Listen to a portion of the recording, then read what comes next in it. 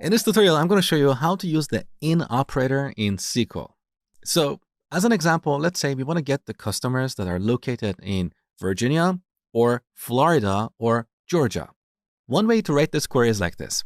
So where state equals Virginia or state equals Georgia or state equals Florida.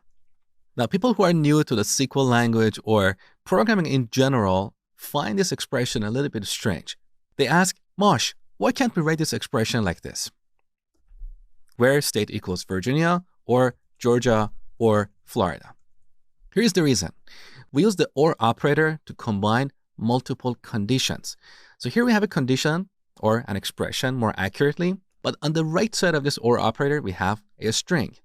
In SQL, we cannot combine a string with a Boolean expression that produces a Boolean value, which can be true or false. So that is why we have to write our query like this. So we have multiple expressions or multiple conditions, and we're combining them using the OR operator, okay?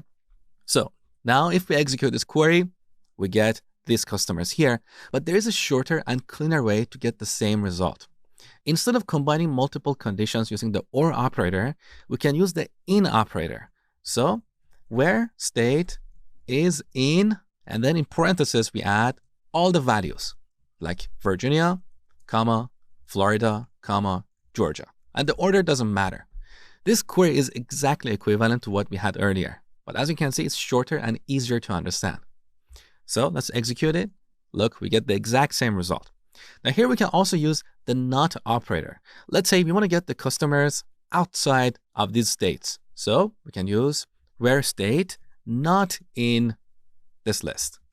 Now if we execute this query, we get customers who are located in Colorado, Texas, and so on. So use the IN operator when you want to compare an attribute with a list of values.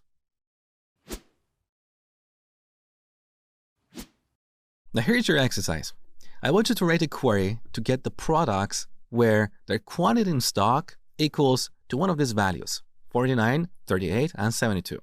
So pause the video, do this exercise, and then come back, continue watching.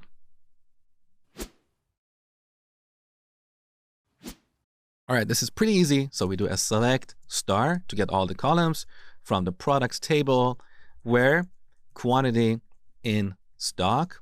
We use the IN operator to compare this attribute with these values, 49, 38, and 72. Let's execute the query. We get only 2 records because we don't have a product with quantity in stock equal to 72.